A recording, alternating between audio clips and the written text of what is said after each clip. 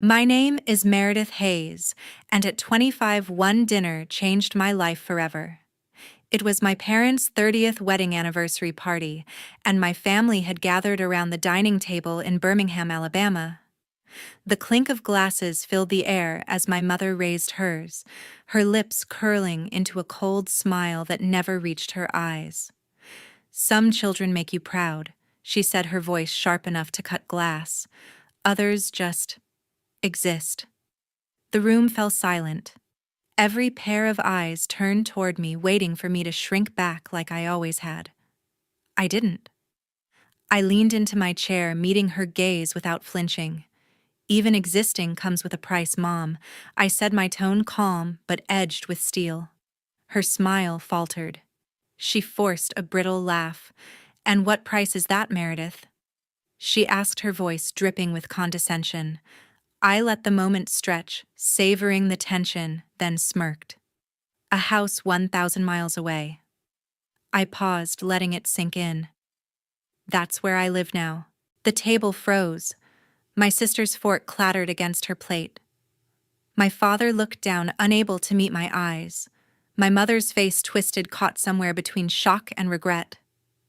I didn't wait for anyone to speak. I stood up, leaving the silence behind to swallow my words. That night, I realized some tables aren't worth sitting at, and I was done trying to belong. Have you ever been made to feel invisible by the people who should have seen you most? Share your story below. Where did you finally find your place? Stay tuned, this is just the beginning of how I built mine. Growing up in Birmingham, my house always felt like it belonged to someone else. My sister was the golden child, the one my mother pinned all her hopes on. She was destined to be a lawyer, her path lined with polished oak and courtroom victories. I was the afterthought, the girl who spent hours hunched over a sewing machine in her room, stitching scraps into dreams my mother dismissed as pointless hobbies. My love for fashion design wasn't just ignored, it was mocked, brushed off as a waste of time. I was about 10 when I first noticed the difference. My sister, 3 years older, would come home with debate trophies, and my mother would beam, her voice warm with pride. "You're going places," she'd say, resting her hand on my sister's shoulder. I'd sit at the dinner table clutching a sketchbook full of dress designs, waiting for my turn. It never came. My father, always quiet, would nod at my sister's stories but barely glance my way. I learned early to keep my dreams small, tucked away, like the fabric swatches under my bed. By high school, sewing had become my escape. My bedroom turned into a sanctuary filled with the hum of my old Singer machine as I turned thrift store finds into something new.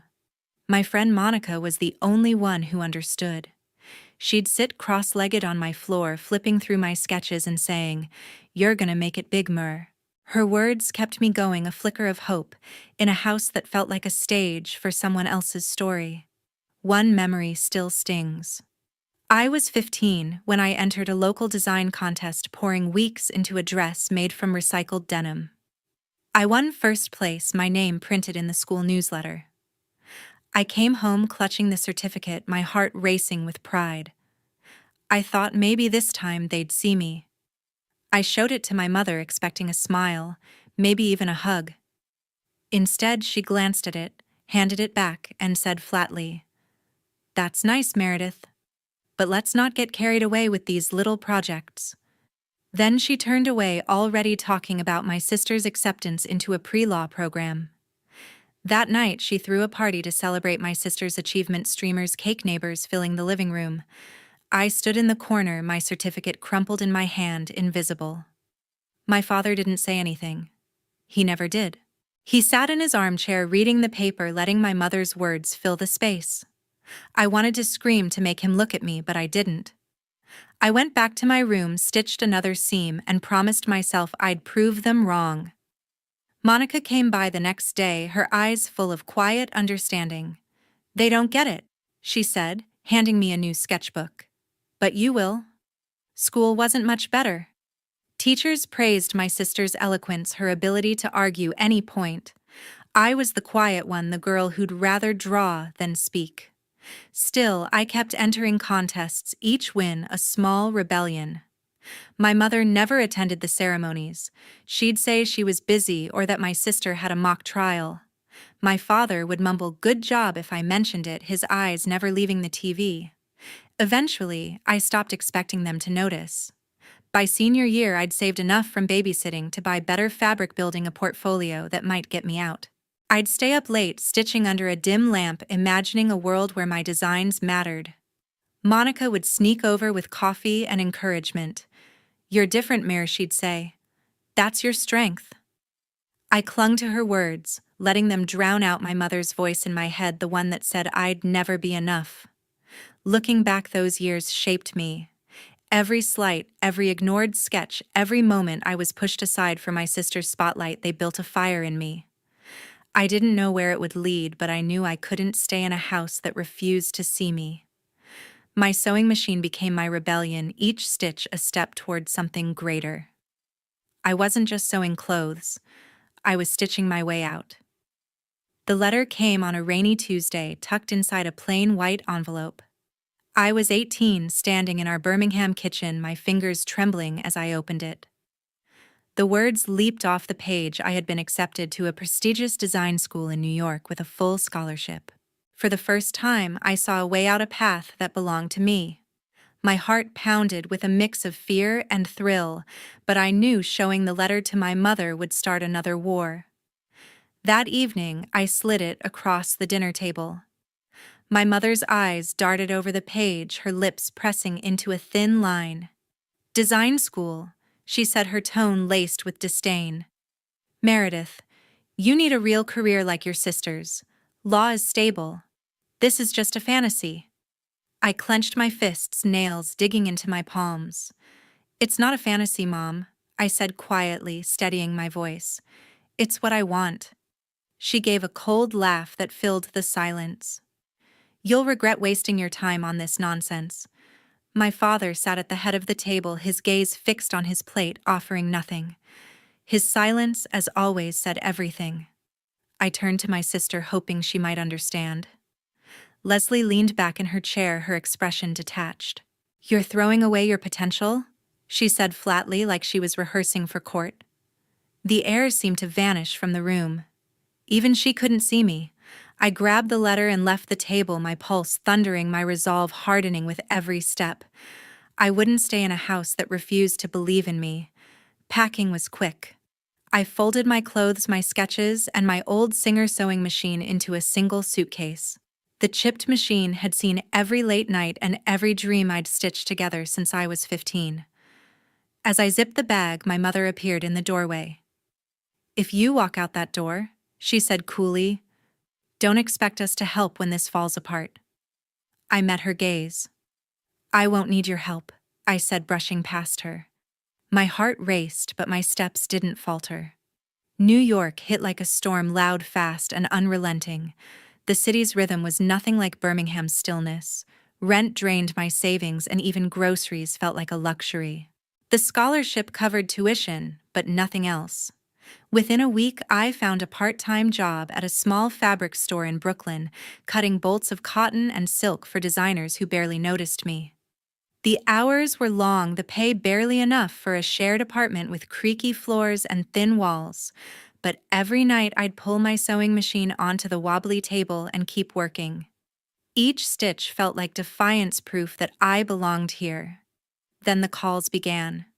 My mother's voice crackled through the phone, sharp as ever. "Meredith, it's your responsibility to support your family," she said. "Just a few hundred a month? You owe us that much." I froze, the phone warm against my ear. "Mom, I'm barely surviving here," I said. "You're in New York," she snapped. "Figure it out." My father never called. Leslie only texted about my classes, never about me. Their silence weighed heavier than the noise of the city. Eventually, I started sending what I could, $50 one month, $100 the next, because guilt was harder to ignore than hunger. Each check I mailed meant less fabric, fewer meals, but I told myself it was temporary. I was proving them wrong, showing that I could stand on my own. Still, every time I wrote their address on an envelope, something inside me tightened. The fabric store became both prison and refuge. I learned the textures of every cloth, the rhythm of the scissors, the sound of customers who would never know my name. Sometimes I'd overhear them brag about their latest runway shows or magazine features, and I'd imagine my designs on those pages instead.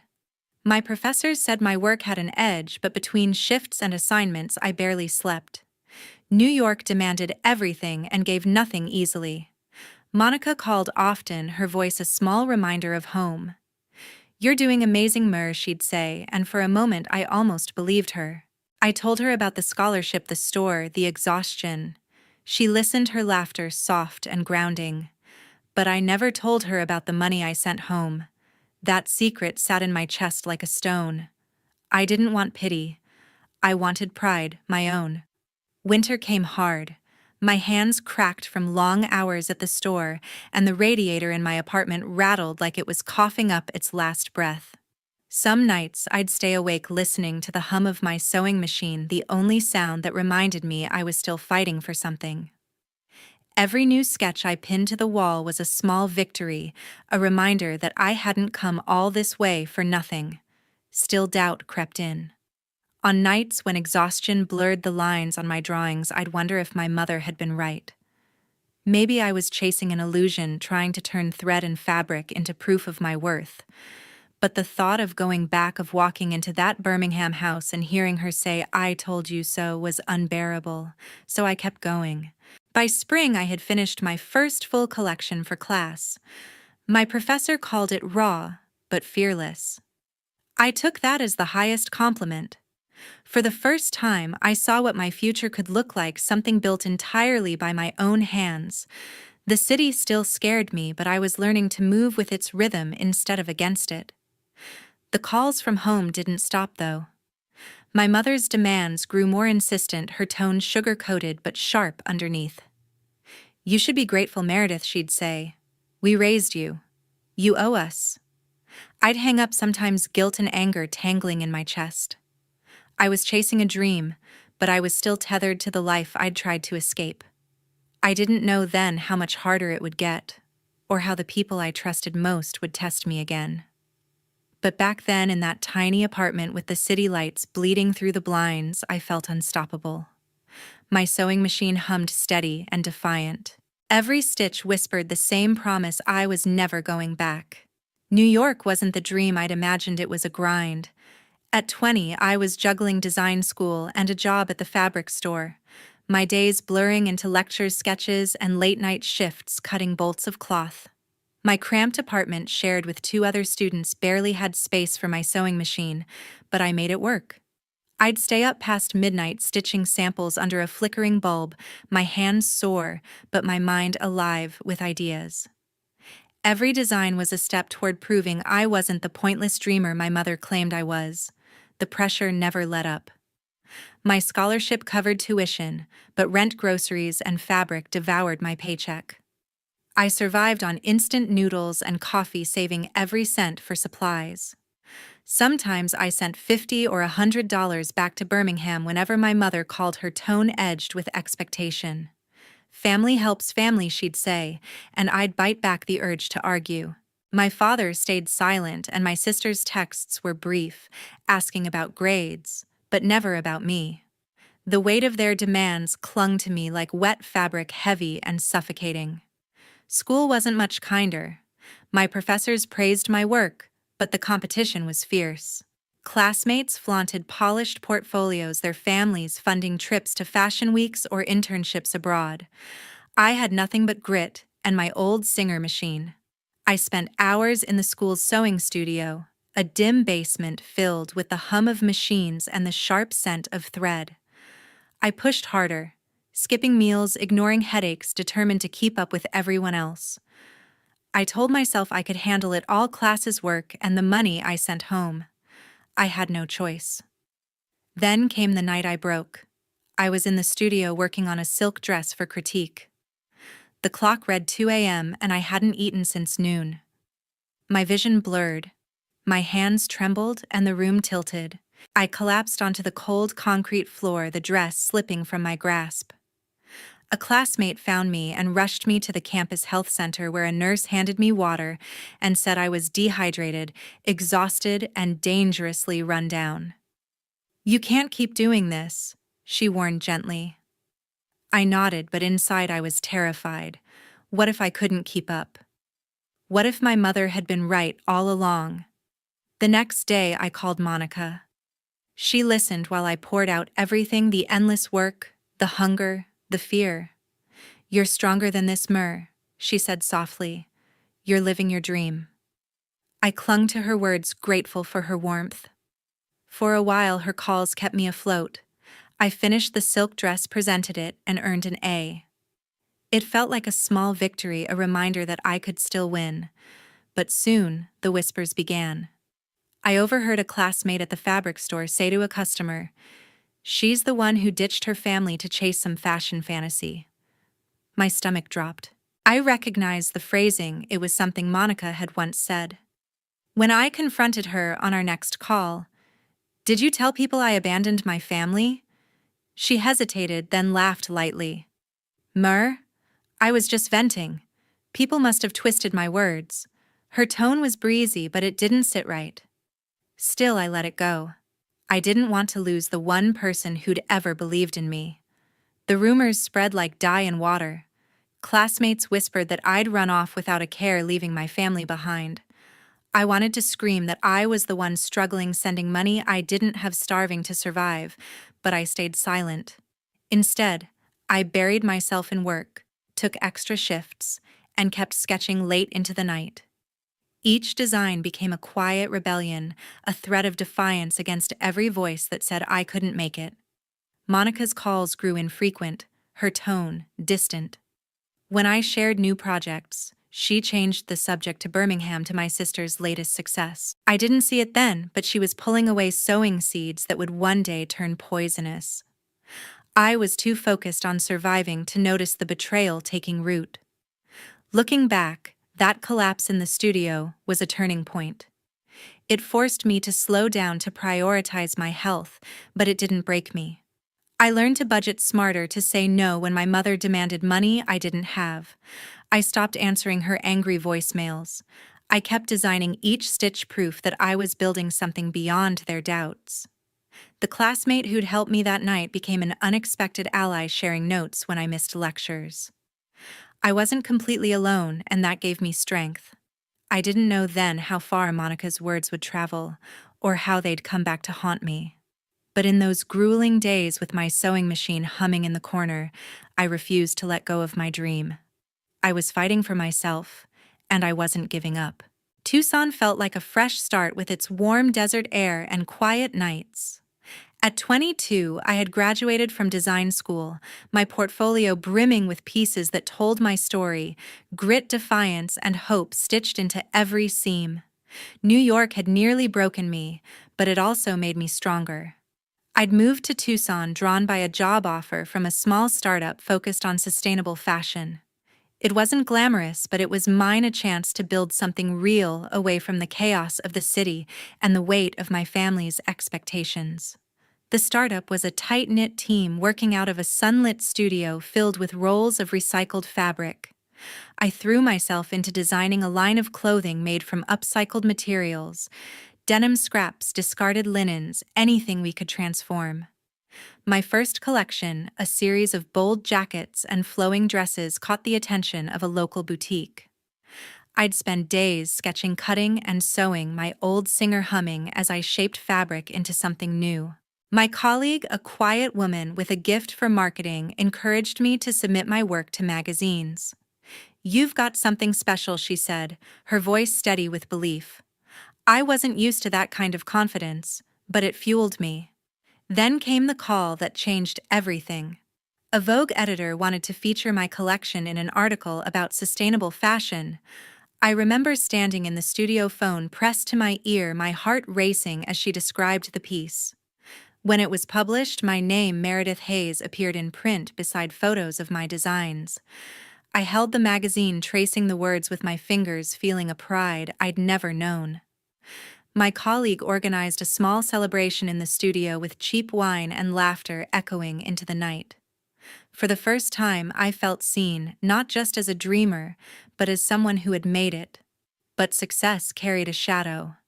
I'd hoped Monica, my friend from Birmingham, would share my excitement. I called her, eager to tell her about the feature. "Vogue Monica," I said, my voice bubbling. "Can you believe it?" Her response was clipped. "That's great, Mur," she said, but there was an edge to her tone, as if she were holding something back. I brushed it off, thinking she was just busy. But soon the calls stopped coming. Texts grew shorter. I told myself it was distance that friendships fade. I was wrong. The first sign of trouble came at a local fashion event in Tucson. While networking with boutique owners, a designer pulled me aside. "Is it true you borrowed money from your family to start your career?" she asked, brow furrowed. I froze, my stomach twisting. "No," I said, sharper than I intended. "I built this myself." She nodded, but doubt lingered in her eyes. The question resurfaced from colleagues, clients, even a small-time reporter. The rumor was spreading, and it wasn't hard to trace its source. I called Monica, my hands trembling. "You're telling people I took money from my family?" I asked quietly but firmly. She hesitated, then let out a brittle laugh. "Mir, I just said you had some help. It's not a big deal." But it was. The lie painted me as a fraud, someone who had cheated her way to success. It damaged my reputation, making clients question my integrity. The pride from the Vogue article turned sour, tainted by betrayal. "You were my friend," I said, my voice cracking. "How could you?" She didn't answer. She just hung up. The loneliness hit hard. Tucson had been my escape, but without Monica's friendship, I felt adrift. I'd already cut ties with my family, ignoring my mother's angry voicemails and my sister's hollow congratulations. My father remained silent as always. I'd built a life I was proud of, but the people I once trusted were tearing it down. Late at night, I'd sit by my sketches, wondering if I'd ever outrun their doubts. Then came a lifeline. My old professor from design school reached out after seeing the Vogue piece. She was in Tucson for a conference and invited me for coffee. Over steaming mugs, I told her everything: the rumors, the betrayal, the isolation. She listened, her eyes kind but sharp. "You've already proven them wrong," she said firmly. "Don't let their lies define you." She introduced me to a local designer who became my mentor, guiding me through the industry's politics. My colleague at the startup also stepped up, helping me pitch to new clients and rebuild my name. Their faith in me was a quiet strength, pulling me back from the edge. I poured myself into work again, designing with a fierceness I hadn't felt before.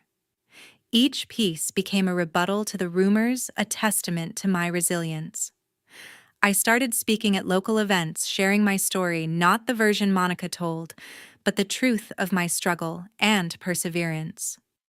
Clients returned, drawn to the authenticity in my work. The startup grew, my designs spread to more boutiques, and each sale felt like a small victory. I wasn't just surviving anymore, I was thriving. Looking back, Monica's betrayal had cut deep, but it also clarified what mattered. I had spent years chasing approval from people who refused to see me, my family, my friend, but I didn't need it anymore.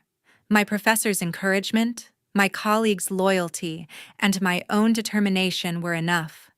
I was finally building a life that belonged entirely to me. Yet deep down, I knew the past wasn't finished. The family I'd left behind still lingered, voices waiting in the dark, ready to pull me back. 7 years after leaving, I stepped back into Birmingham's thick summer heat. At 25, I'd returned for my parents' 30th wedding anniversary, a grand affair my mother had orchestrated down to the last detail. I hadn't wanted to come, but something, maybe a lingering need for closure, pulled me back.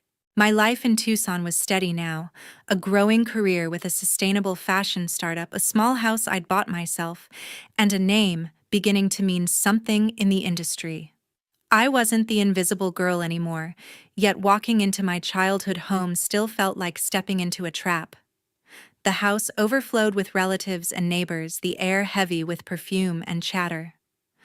My mother stood in the center, her smile practiced, her dress immaculate. My father hovered nearby, quiet as always, nodding politely at guests. My sister was there too, her lawyerly poise drawing admiring looks. I lingered at the edge of the crowd, holding a glass of wine, feeling like an outsider in the place that once was home. I dressed with intention, a tailored jacket from my own collection, a silent statement of who I'd become. But no one noticed, not at first. Dinner was served in the backyard beneath strings of lights glowing softly against the dusk. My mother raised a toast, her voice carrying over the clink of glasses. To 30 years, she set her eyes on my father, and to family, those who make us proud.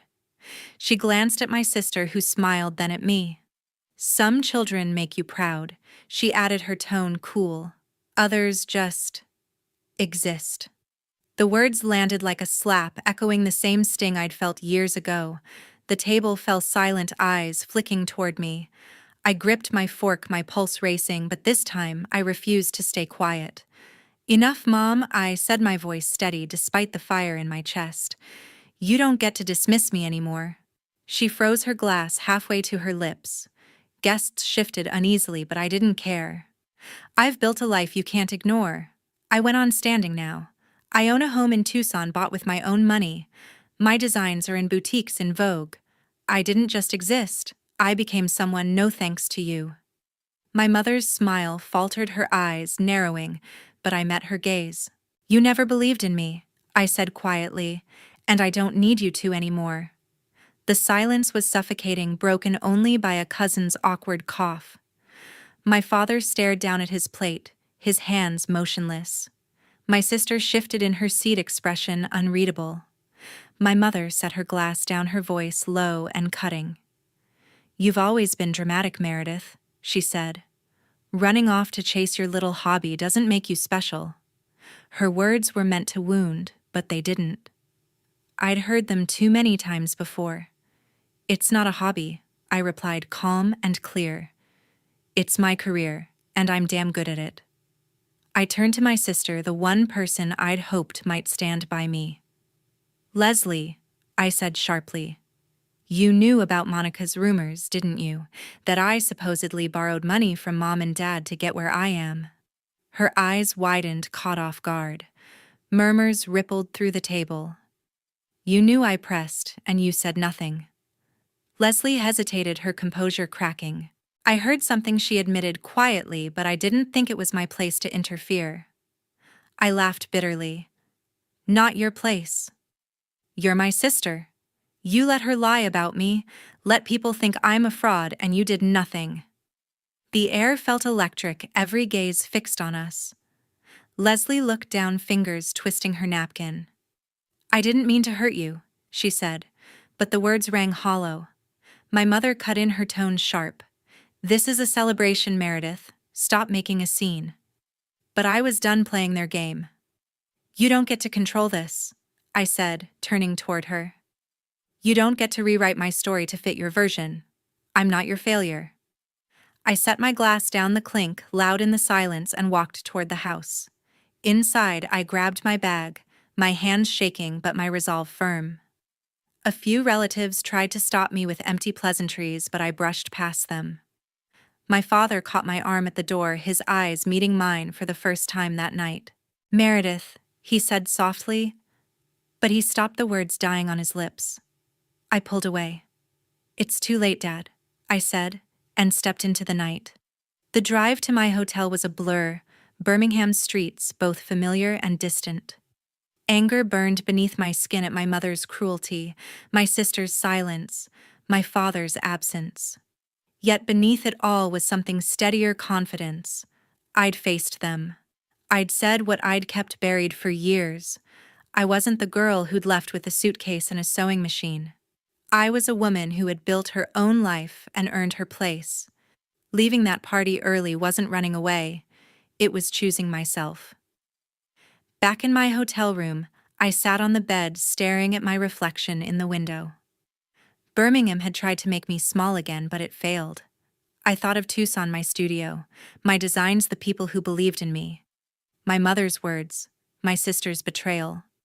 even Monica's lies couldn't touch that. I'd proven them wrong, not with talk, but with every choice I'd made. As I packed for my flight back to Arizona, I knew one thing for certain: I was ready for whatever came next. A few months later, my phone buzzed with a call from Mom. I was in my Tucson studio, surrounded by sketches and fabric swatches, the hum of my sewing machine steady and comforting. I hesitated, my finger hovering over the screen. After the anniversary party, I'd hoped for silence from my family, but Patricia's name flashing on the caller ID sent a chill through me. I answered, bracing myself. Meredith. My mother's voice was sharp, stripped of warmth. I saw your little feature in Vogue. You're doing well for yourself. Her tone wasn't congratulatory, it was calculating. You owe us, she continued. We raised you, and now you're flaunting your success while we get nothing. Start sending money again, or I'll tell everyone online that you scammed your way to the top. My stomach twisted. The threat was clear, a blade aimed at the reputation I'd fought to build. I took a slow breath, steadying my voice. I'm done, Mom, I said quietly. I don't owe you anything. I built this life myself. She laughed, a cold, cutting sound. You think you're untouchable? She sneered. I'll make sure everyone knows you're a fraud. Before I could respond, the line went dead. My hands trembled as I set the phone down, her words echoing in my head. I'd faced her cruelty before, but this time it was deliberate, vengeful. The next day, my sister called. Leslie's voice was calm but cold, her tone like a closing argument. You need to listen to Mom, she said. If you don't help, we'll post online that you lied about your success, that you used family money. I clenched my jaw, anger burning low in my chest. You don't get to threaten me, Leslie, I replied evenly. You stood by while Monica spread lies, and now you're doing the same. I'm not afraid of you. She paused. You're making a mistake, she said finally. I hung up, my heart pounding but my resolve unshaken. My father never called. His silence, as always, spoke louder than words. I sat in my studio staring at the phone, their threats pressing down like a weight. They thought they could control me, drag me back into their world of guilt and manipulation. But I wasn't the girl who'd left Birmingham with a suitcase and a dream. I had a career, a home, a name, and I wasn't about to let them tarnish it. That night, I turned to a fashion forum where designers shared stories and advice. My hands shook as I typed, but my voice was clear. I told my truth, how I'd left home. At 18, worked myself raw in New York and built everything without a cent of family help. I wrote about my mother's demands, my sister's silence, and their new threats. I'm not a fraud, I finished. I'm a designer who fought for every step. Then I hit post, my heart hammering. The response was overwhelming. Designers, clients, even strangers shared their own experiences with toxic families and manipulation. Some offered words of encouragement, others practical advice on protecting my reputation. A local boutique owner invited me to speak at a panel. My colleague read my post and placed a reassuring hand on my shoulder. You did the right thing, she said softly. For the first time, I felt surrounded by people who believed in my truth. But the fallout came fast. My mother left venomous voicemails. You've humiliated us, she hissed. You'll regret this. Leslie texted, furious that I'd aired family business. I didn't reply. Instead, I blocked their numbers one by one. My hands didn't shake this time. I hesitated only at my father's contact, but he'd never stood up for me, never once spoken in my defense. I blocked him too. Monica's number had long been erased. I was done with all of them. In the days that followed, calm returned. My studio became my refuge again, a place of creation, not fear. I designed new pieces, bolder and freer, each stitch a declaration of independence. Their threats had rattled me, but they also reminded me of what I'd already overcome. My family didn't define me. Their words, their greed, their lies, they were chains I'd already broken. Now I was truly free. I didn't know what waited ahead, but I was ready to face it on my own terms. My life in Tucson, my work, my truth, they were mine. And this time, no one could take them away. Back in Tucson, my apartment glowed with candlelight for my 30th birthday. At 30, I stood in a life I'd built from scratch, a thriving design career, a cozy home filled with my sketches, and a peace I'd never known. I'd invited the people who mattered: my old professor who'd guided me through doubt, my colleague who'd believed in my work, a single mother from next door who balanced 2 jobs and a toddler with fierce grace, and an artist down the street whose family had once rejected his dreams. These were my people now, not bound by blood, but by shared struggle and quiet strength. My family wasn't invited. They didn't deserve a place here. The living room buzzed with laughter, the table covered with homemade dishes and half-empty bottles of wine. My colleague raised a glass, her eyes warm. "To Meredith," she said, "for proving what's possible." I smiled, heartful, as everyone clinked glasses. The single mother told stories of her daughter's first steps, her voice bright despite her exhaustion. The artist sketched a quick portrait of me on a napkin, grinning as he handed it over. "You're one of us," he said, and I felt it, a belonging I'd never known in Birmingham. This was my family, chosen and true. As the night wound down, my old professor pulled me aside.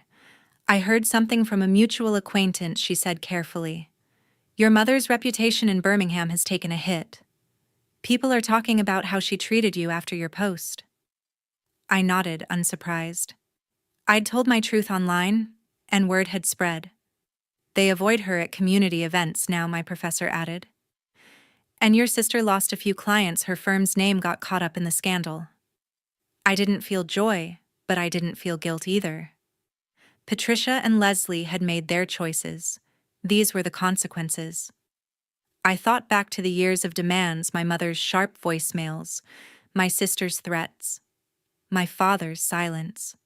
I'd blocked their numbers long ago and built a wall around my heart. Hearing about their struggles now felt distant, like news from a life I'd already left behind. I didn't need their approval or their presence to feel whole. My apartment, filled with warmth and laughter, was proof of that. I'd created a world where I wasn't just surviving, I was thriving. The party ended with hugs and promises to meet again. I stood by the door, watching my guests disappear into the Tucson night, their voices fading beneath the desert stars. I cleaned up slowly, stacking plates, folding napkins, letting the quiet settle. My colleague had left a note on the table. "You've built something beautiful." I smiled, tucking it into my pocket. She was right. This life, my work, my home, my chosen family, was mine, earned through every late night and hard-won victory. Looking back, I realized how far I'd come. I'd left Birmingham with nothing but a sewing machine and a dream, fought through exhaustion and betrayal, and built a name in a world that tried to dismiss me. My mother's words, my sister's lies, Monica's rumors, they'd all tried to hold me back, but they failed. I'd found strength in people who saw me, who shared my fight. The single mother, the artist, my professor, my colleague, they weren't just guests at my table. They were my foundation. And so, to anyone listening, I want to say this. You don't need their approval to build your own world. Not your family's, not your friends, not the voices that tell you you're not enough. Choose the ones who lift you up, who share your table. Find your people, the ones who see your worth and hold them close. Create a life that's yours, stitch by stitch, and don't let anyone tear it apart. Your value isn't in their eyes, it's in the world you build, the one you choose to call home.